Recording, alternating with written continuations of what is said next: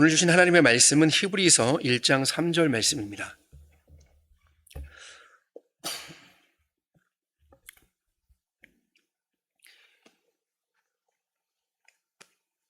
시자성경 353쪽쯤에 있습니다. 히브리서 1장 3절 말씀을 우리 한 목소리로 함께 읽도록 하겠습니다. 시작.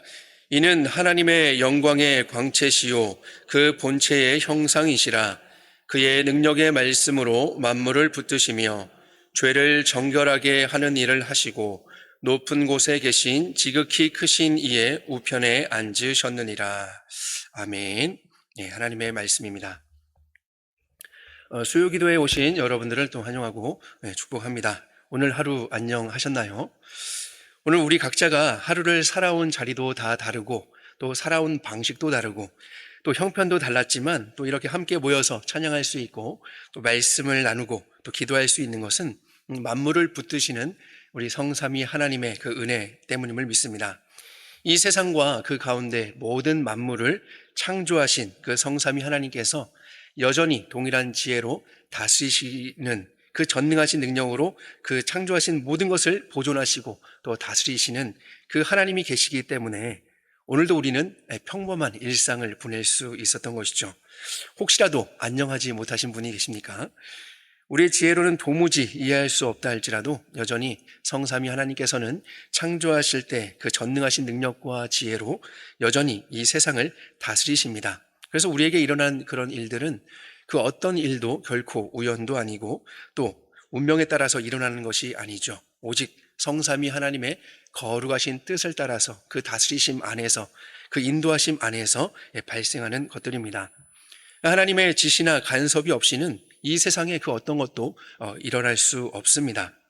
우리는 이러한 그 우리의 믿음을 하나님의 섭리라고 그렇게 고백을 하죠.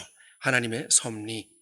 하나님의 섭리에 대한 믿음을 통해서 우리는 우리의 이 풍파많은 그 세상을 살아가고 또 이렇게 기도의 자리로 나아가게 되는 것이죠.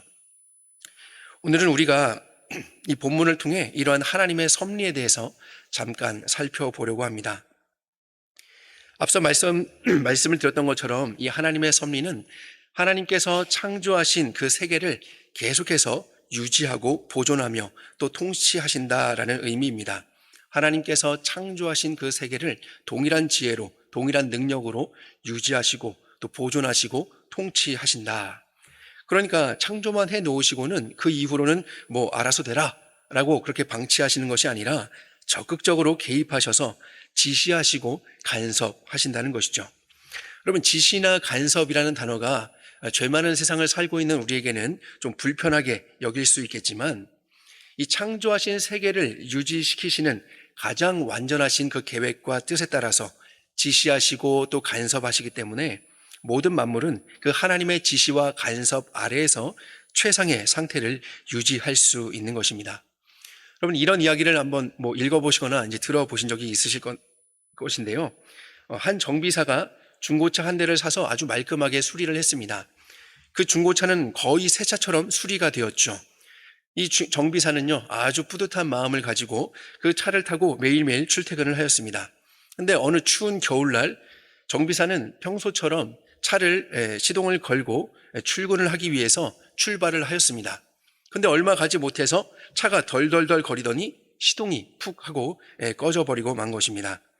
이 정비사는 이 본닛을 열고 원인을 알기 위해서 노력을 하였지만 아무리 뜯어보아도 도무지 그 원인을 알 수 없었습니다. 그때 이제 지나가던 차 한 대가 멈춰서더니 어떤 노인이 창문을 열고는 도와드릴까요? 라고 그렇게 말을 걸었습니다. 근데 이 정비사는요, 귀찮다는 듯이 그 노인에게 괜찮습니다. 됐습니다. 저는 자동차 정비사입니다. 제가 알아서 할게요. 라고 대답을 하죠. 그리고는 이리 만져보고 저리 만져보고 또 알고 있는 모든 그런 지식을 총동원해서 생각도 해보았지만 도무지 이 차가 왜 시동이 걸리지 않는가, 왜 시동이 꺼졌는지 이 원인을 알 수 없었습니다. 그 모습을 쭉 지켜보던 아까 그 노인이 차에서 내립니다. 그리고는 정비사를 한쪽으로 비켜서게 하죠. 대체 이 노인은 무엇을 하려는 것일까요? 이 노인은 그저 이렇게 차를 이렇게 훑어보다가 엔진의 한 부분을 툭툭툭 치더니 이 정비사에게 시동을 걸어보라고 하는 것입니다. 정비사는 별로 내키지 않았죠. 그러나 예의상 시동을 걸어 보았습니다. 어떻게 되었을까요? 모두가 예상하시는 것처럼 시동이 걸리는 겁니다. 정비사는 깜짝 놀랐습니다. 그리고 정비사는 차에서 내려서 그 노인에게 어떻게 이렇게 간단하게 해결할 수 있는지를 묻습니다. 그러자 그 노인이 뭐라고 대답했을까요? 내가 바로 이 자동차를 만든 헨리 포드요 라고 그렇게 이야기를 했다고 합니다. 그 차를 만든 장본인이었기 때문에 그 차에 대해서 가장 잘 알고 있었던 것이죠. 저도 이 이야기는 인터넷에서 우연히 본 것이기 때문에 정말 있었던 일이다라고 그렇게 확신할 수는 없지만, 이 이야기를 읽으면서 역시 만든 사람이 가장 잘 알겠구나라는 그런 뻔한 생각을 다시 한번 하게 되었습니다. 여러분, 그렇죠. 너무 뻔한 이야기이죠. 만든 사람이 그것에 대해서 가장 잘 아는 법이죠. 사람이 만든 자동차도 그러한데 하물며 이 전능하신 능력과 무한하신 지혜를 가지신 하나님이 당신께서 창조하신 그 세계를 여전히 동일한 능력과 동일한 지혜로 지시하시고 간섭하신다면 그 세계는 가장 최상의 상태로 존재할 수 있을 것입니다. 내가 바로 이 자동차를 만든 헨리 포드요 라고 말하듯이 하나님은 성경을 통해서 내가 바로 이 세상을 만든 하나님이시다라고 그렇게 말씀하시죠. 2절 하반절에서, 우리 읽진 않았지만 히브리서 1장 2절 하반절에서는 이렇게 말씀하고 있습니다. 또 그로 말미암아 모든 세계를 지으셨느니라. 바로 독생하시는 아들 예수 그리스도를 통해서 성부 하나님께서는 모든 세계를 지으셨습니다. 그리고 그것으로 끝이 아니죠. 세상을 만드신 하나님은 이 만드신 세상을 다스리신다라고 성경은 말씀하십니다. 오늘 본문으로 읽었던 그 말씀의 그 가운데 부분을 보면 그의 능력의 말씀으로 만물을 붙드시며, 그의 능력의 말씀으로 만물을 붙드신다라고 말씀하시죠. 눈에 보이는 세상만이 아니라 우리가 눈으로 볼 수 없는 것들조차도, 눈으로 보이지 못하는 그런 세계조차도 하나님의 다스리심 아래에 있다라고 말합니다. 그의 아들 예수 그리스도께서는 그의 능력으로 창조하신 모든 만물들, 즉 눈에 보이는 것이나 보이지 않는 것이나 또 하늘에 있는 것이나 땅에 있는 것이나 땅 아래에 있는 것들, 이 모든 것들을 다 붙드시고 계신다라고 오늘 성경은 말씀하죠. 이것은 물질적인 것들만 의미하지 않습니다. 만물이라고 하는 것은 우리가 만물할 때 모든 것, 그러니까 눈에 보이는 것들을 생각하게 되는데, 말씀드렸던 것처럼 이 만물은 보이지 않는 세계도 의미를 하고 있어요. 그래서 물질뿐만이 아니라 그 물질들이 살아가는 모든 그런 시간과 또 사건을 비롯한 이 세상의 모든 것들이 바로 이 만물 안에 포함이 되어 있습니다. 그래서 만물이라는 것은 보통 이제 이런 것들을 문학적 표현으로 대유법이라고 이야기를 하는데, 이 만물을 통해서 이 세상에 속한 모든 것들을 다 그렇게 표현을 하고 있는 것이죠.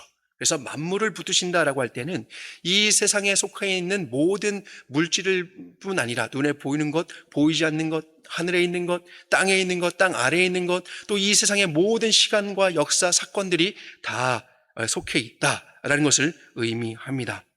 그래서 붙드신다라는 그런 표현이 매우 중요합니다.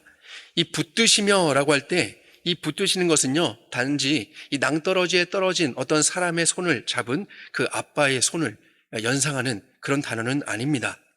붙드신다라고 하는 것은 위태롭게 떨어지는 무엇인가를 붙들고 있는 것, 이것을 의미하는 것이 아니라는 것이죠.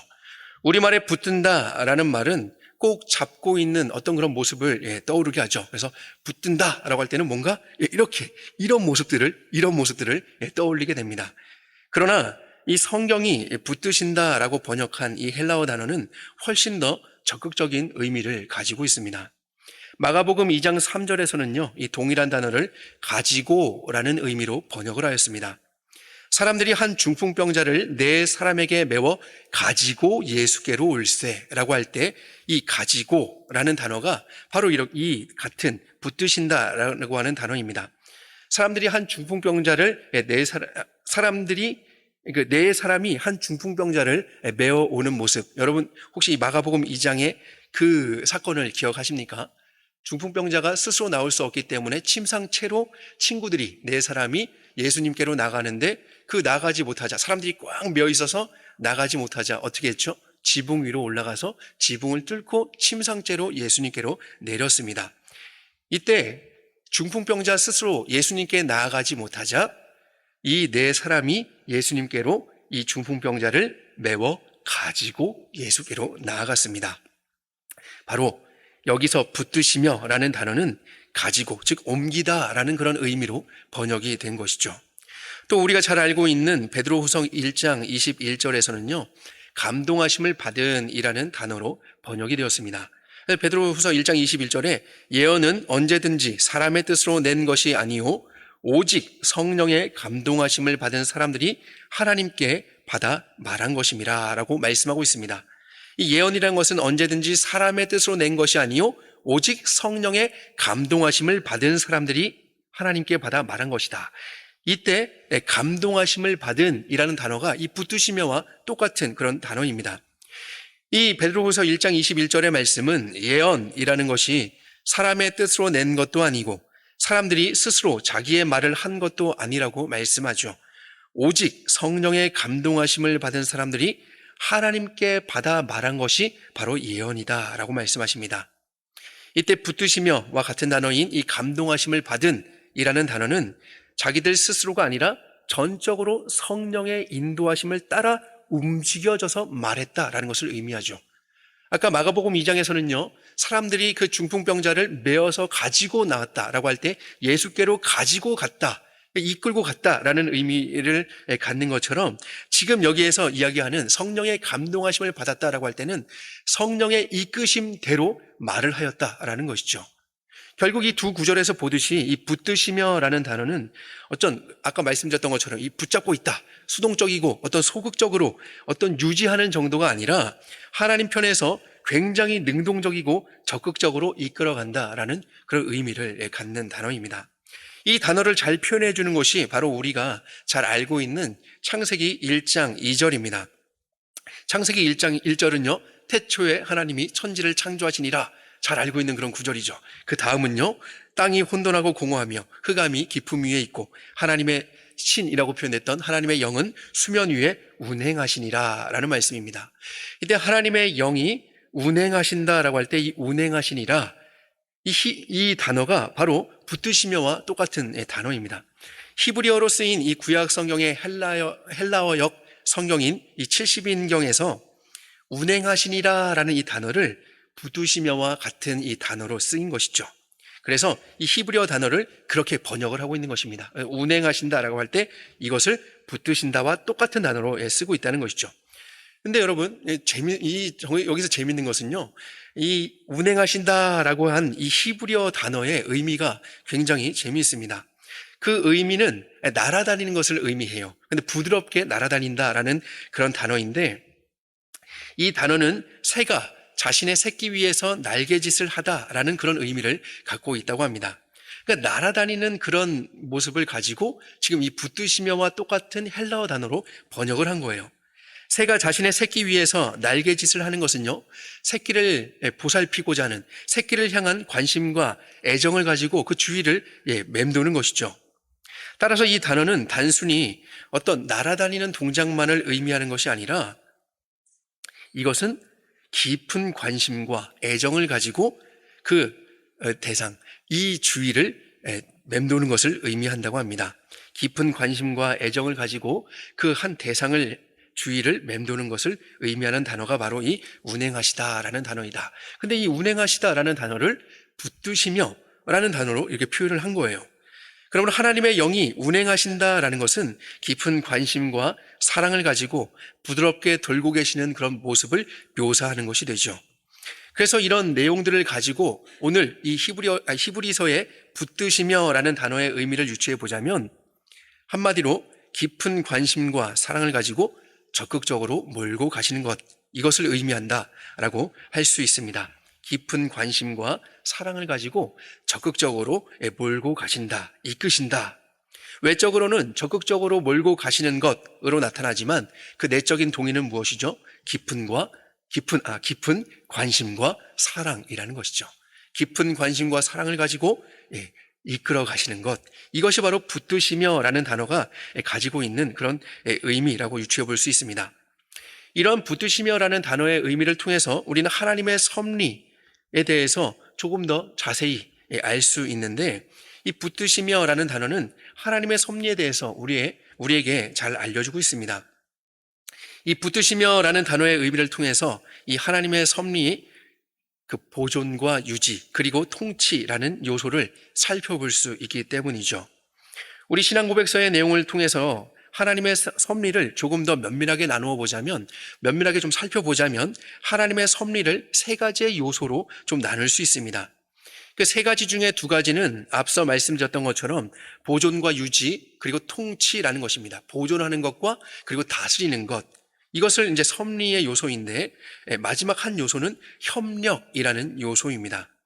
그래서 하나님의 섭리의 이 세 가지는 보존 그리고 통치 그리고 협력이라고 할 수 있습니다.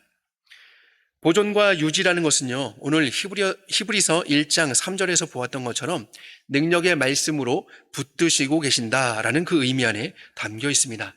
하나님께서 선하신 계획을 가지고 창조하신 이 세상을 창조의 질서로, 다른 것이 또 아니고 창조하신 그 질서대로 혼란 없이 질서 있게 이 세상을 보존하시면서 이 세상이 어떻게 하나님을 창조하셨죠? 아무것도 없는 상태에서 말씀으로 존재케 하셨죠. 빛이 있으라 하시니 빛이 없었던 곳에서 빛이 존재하였습니다. 말씀하셨을 때 그 말씀대로 되어진 것이죠. 아무것도 없는 것에서, 무에서 유를 창조해 내신 것. 이것이 바로 하나님의 창조의 특징 아닙니까? 그런데 하나님께서는요, 그렇게 아무것도 없는 것에서 존재를 만들어내셨는데 이 세상을, 그 존재를 그대로 유지할 수 있도록 그렇게 보존하신다는 것이죠. 결코 이 세상이 다시 무로 돌아가지 않도록 하나님은 존재하게 하신다라는 것입니다. 그래서 이제 보존과 유지하신다. 결코 다시 이전 상태로 돌아가지 않도록 유지하신다는 것이죠. 여러분, 졸음운전이 위험한 이유는 무엇입니까? 운전자가 깜빡 졸다가 그만 정신을 잃게 되면 달리는 자동차를 제어하지 못하죠. 통제하지 못하는 그 순간에 사고가 발생할 수 있기 때문입니다. 운전자는 정신을 바짝 차리고 차선을 잘 지키고 적절한 속력을 유지해야 합니다. 그게 바로 운전이죠. 운전을 잘한다는 것은 뭔가 막 빠르게 가고 막 멋들어지게 막 확 가는 것이 운전을 잘하는 것이 아니라, 그렇죠, 자기 차선을 잘 지키면서 안전하게 목적지에 도달하는 것, 이것이 바로 운전을 잘 하는 것이죠.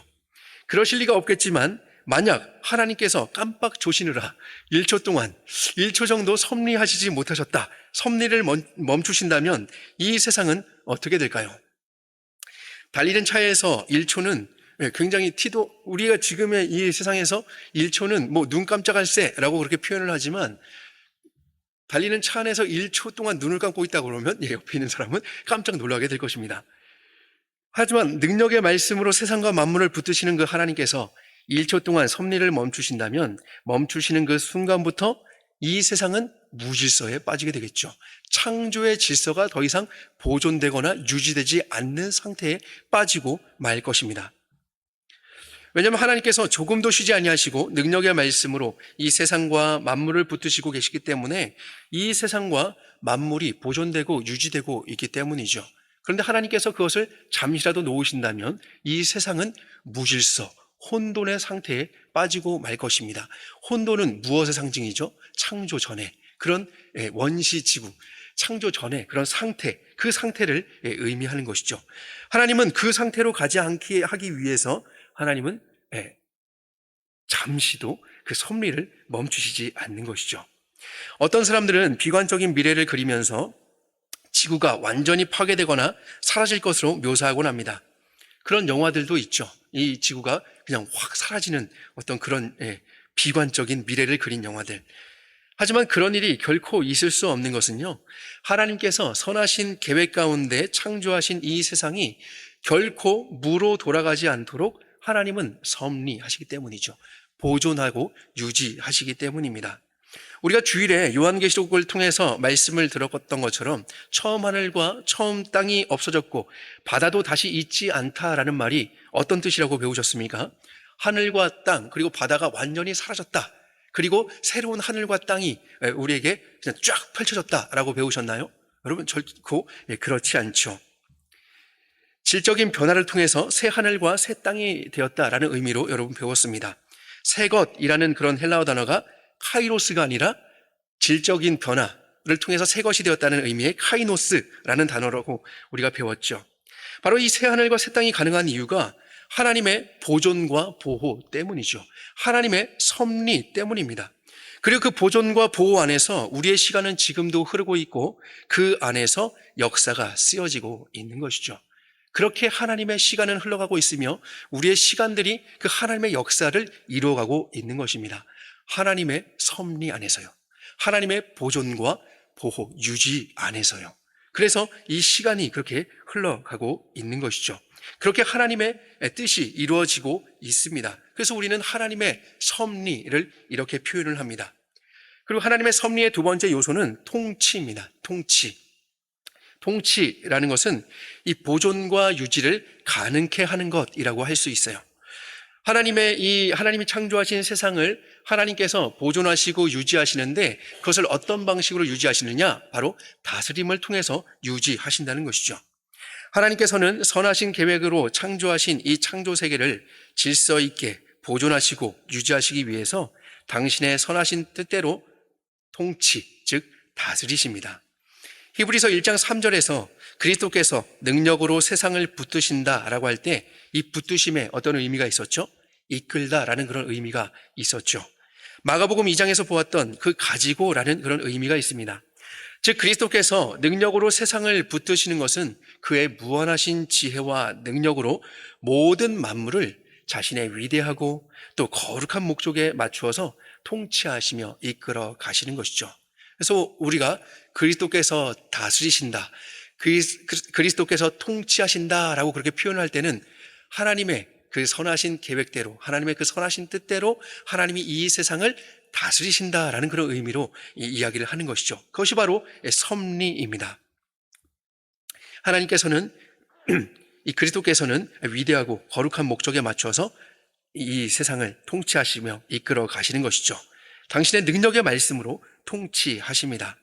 그러면 통치하면 떠오르는 그런 직분이 있죠. 왕입니다. 왕. 절대 주권을 가진 왕이죠. 하나님께서 모든 피조 세계의 왕이 되셔서 그 주권으로 다스리시는 것, 이것이 바로 통치입니다. 예수님은요, 이 땅에 오셔서 사람들에게 이런 말씀을 가르쳐 주셨죠. 참새가 땅에 떨어지는 것조차도 아버지 하나님이 허락하지 않으시면 그 일이 이루어질 수 없다. 아버지 하나님께서 허락하셔야지만 참새 한 마리도 떨어질 수 있다라고 말씀하십니다. 들에 피는 들풀조차도 아버지 하나님이 입히신다라고 말씀하셨죠. 이렇게 하나님은 자연 만물을 통치하십니다. 이 세상에 가장 하찮아 보이는 일이라 하더라도, 우연으로 보이는 것 같은 일들이라 할지라도 사람들의 모든 행실조차 다 하나님의 다스리심 아래에 있습니다. 우린 그 구약 성경을 통해서, 창세기를 통해서, 특별히 요셉의 이야기 이런 것들을 통해서 우리는 잘 알고 있죠. 하나님은 만드신 이 피조 세계에 대한 통치권을 가지고 계시기 때문에 이 세상의 그 어떤 것도 하나님의 다스리심에서 벗어날 수 있는 것은 아무것도 없습니다. 하나님은 창조주로서 온 피조 세계의 주인이시죠. 그 주인께서 창조하신 세상을 보존하고 유지하십니다. 그리고 그것을 위해서 다스리시는 것이죠. 이렇게 하나님의 섭리라고 이야기할 때는 보존과 유지, 그리고 통치, 다스림이 있습니다. 그리고 마지막 세 번째 요소는 협력입니다. 협력. 통상적으로 협력이라는 단어를 쓸 때는요, 일방적인 의미로 쓰지 않죠.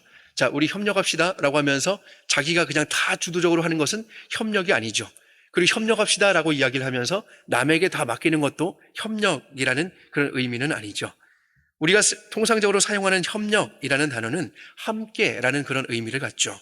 둘이 힘을 합해서 쌍방이 서로에게 부족한 것을 채움으로써 완성을 이루어가는 그런 의미가 있습니다.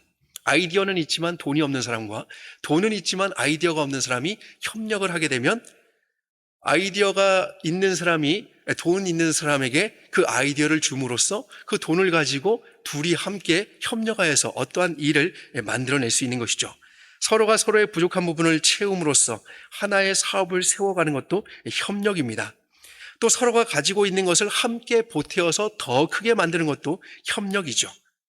그래서 우리가 통상적으로 알고 있는 협력이라는 그런 의미는 이렇게 서로가 가진 것으로 더 큰 것을 이루는 것, 이것을 의미합니다.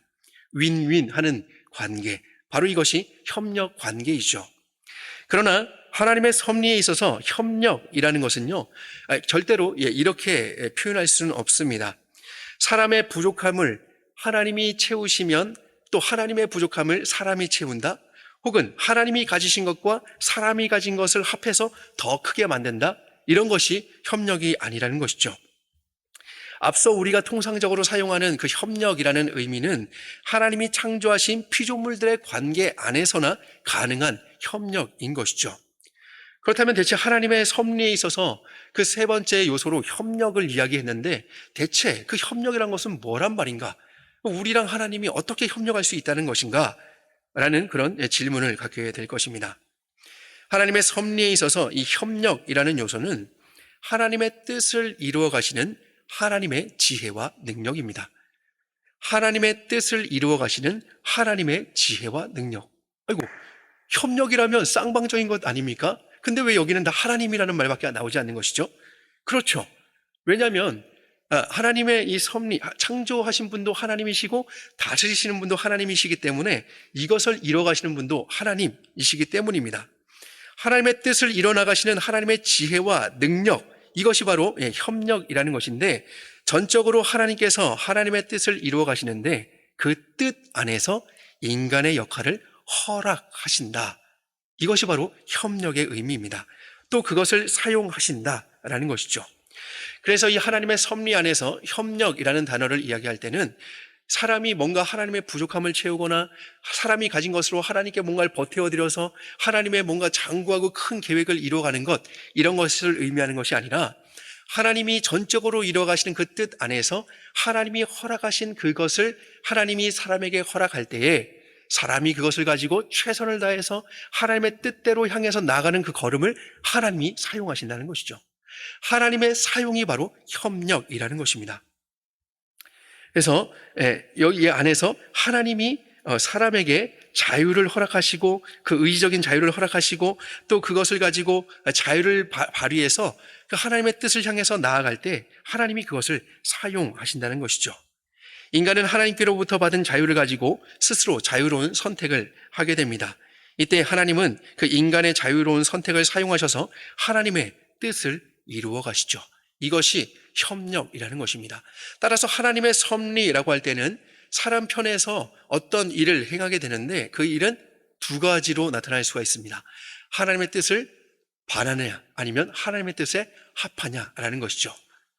그래서 사람의 그 자유로운 그 선택을 통해서 우리는 하나님의 뜻을 향해서 나가게 되는데 하나님의 뜻을 이룬다라고 할 때 우리는 긍정적인 측면만을 생각하는 경향이 있죠. 그러나 이 세상에 악이 관영하는 것, 이 세상에 죄가 있는 것, 이것도 하나님이 허용하셨기 때문에 이 세상에 죄가 있는 것이죠. 다만 하나님이 죄를 내시는 것은 아니시죠. 인간의 그 죄성, 인간의 그 연약함을 그대로 두셨기 때문에 마치 우리 자녀들이요, 4살짜리 아이가 막 모래탕에 이제 그 놀이터에 갔는데 그 모래를 보자마자 아이가 막 와 해서 모래를 막 만집니다. 이럴 때 깨끗한 것을 좋아하는 부모라면 저 같은 사람이라면 안 돼! 하면서 손을 잡을 거예요. 하지만 그 부모가 그래 자연과 친화적인 것이 좋지라고 허용을 한다면 그 아이가 모래를 막 만지는 것 이것을 허용하게 될 것입니다. 하나님의 그 허용, 하나님의 그 작정 안에는 긍정적인 측면과 또 부정적인 인간 편에서 긍정적인 측면과 부정적인 측면이 있는데 인간의 그런 자유로운 선택을 하나님은 사용하셔서 그것을 통해서 하나님의 뜻을 이루어 가시는 것이죠.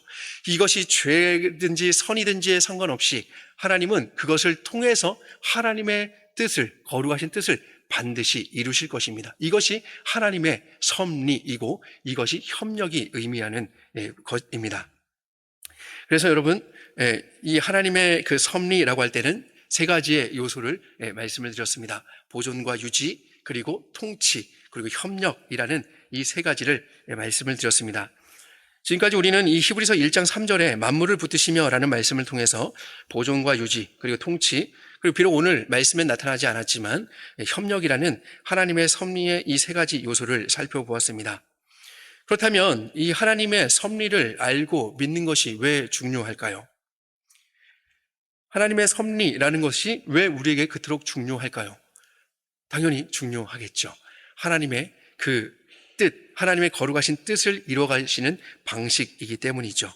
하나님의 섭리를 바르게 알고 믿을 때 우리는 그 하나님의 뜻을 향해서 나아갈 수 있기 때문이고, 또 우리는 기도의 자리로 담대히 나아갈 수 있기 때문입니다. 하나님의 섭리에 대한 우리의 믿음이 우리를 기도의 자리로 인도하는 것이죠. 만약에 하나님의 섭리를 믿지 못한다면 여러분, 우리가 기도할까요? 하나님이 이끄시거나 하나님이 다스리시거나 하나님이 뭔가 이 만물을 통치하시거나 아니면 우리의 기도를 들으시지 않는다면 우리가 과연 하나님께 기도할 수 있을까요? 우리가 우상에게 기도하지 않는 이유가 무엇이죠? 우상은 듣지 못하기 때문이죠. 우상은 들린 대로 행동하지도 못하기 때문입니다. 우상은 헛것이기 때문이죠. 그래서 우리는 우상에게 뭘 바라지 않습니다. 그러나 우리 하나님은 들으실 뿐 아니라 행동하시는 분이십니다. 창조하신 세상 안에서 선하신 당신의 뜻을 이루어가시는 분이기 때문에 우리는 기도할 수 있는 것이죠. 그리고 우리에게 기도를 허락하시면서 예수님도 그렇게 말씀하시죠. 너희가 누구든지 내 이름으로 무엇이든지 구할 때 내가 그것을 행하겠다 약속하셨기 때문에 우리는 그 하나님의 섭리, 그것을 바라보며 그리스도의 그 통치를 바라보며 우리는 기도할 수 있는 것이죠. 우리 하나님은 졸지도 주무시지도 않으시는 하나님이십니다. 쉬지 않으시고 섭리하시기 때문에 우리는 쉬지 않고 기도할 수 있는 것이죠. 그러므로 예수 그리스도를 주로 고백하는 성도된 여러분, 예수 그리스도께서 우리의 주님이시라는 사실을 기뻐하며 감사할 수 있기를 바랍니다. 또 믿음을 가지고 담대하게 기도의 자리로 나아가시기 바랍니다. 오늘 우리가 히브리서 1장 부분을 읽었지만 이 히브리서는요, 우리에게 예수 그리스도께서 얼마나 대단한 분이신가, 예수님이 얼마나 우월하시고 탁월하신 분이신가를 우리에게 알려주는 그런 책입니다. 그래서 우리가 잠깐 읽었던 이 부분에서도요, 이 아들이 얼마나 대단한지, 만유의 상속자로 세우시고 또 그로 말미암아 모든 세계를 지으셨을 뿐 아니라 그를 통해서 모든 것을 다 붙잡고 계신다라는 그런 말씀을 말씀하시죠. 게다가 죄를 정결케 하는 일을 하시고 높은 곳에 계신 지극히 크신 이의 우편에 앉아 계신 그 아들을 통해서 오늘 이 마지막 날에 너희에게 말씀하고 계신다라고 하면서 이 아드님이 얼마나 대단한 분이신가를 우리에게 말씀하고 있습니다. 따라서 우리가 주로 고백하는, 우리가 영접한 그 그리스도는 얼마나 대단하신 분이신지를 우리는 기억해야 합니다. 그리고 그것을 믿는 믿음을 가지고 예수 그리스도를 의지하여 하나님께로 나아가야 되는 것이죠. 세상을 창조하시고 섭리하시는 이 아버지 하나님께서는요, 당신의 독생하시는 그 아들임을 만유의 상속자로 세우시고 그로 말미암아 모든 세계를 지으셨기 때문입니다. 그의 능력으로 지으신 모든 만물을 붙드시기 때문이죠. 오늘도 우리에게 사랑과 관심을 가지고 선하신 뜻을 향해 적극적으로 인도하시기 때문에 우리는 오늘도 담대하게 기도의 자리로 나아갈 수 있는 것이죠. 그리고 그 하나님께 기도할 수 있는 것입니다. 그 기도를 들으시는 하나님께서 시행하겠다라고 말씀하셨고 우리의 기도를 도우신다 말씀하셨고, 그리고 하나님의 뜻을 알리시고 그 하나님의 뜻을 구할 때 우리를 마치 하나님과 협력하는 것 같은 존재로 우리를 이끄신다고 약속하셨기 때문에 우리는 오늘도 예수 그리스도를 의지하여 담대하게 하나님께 기도의 자리로 나아갈 수 있는 것이죠. 하나님이 다스리십니다.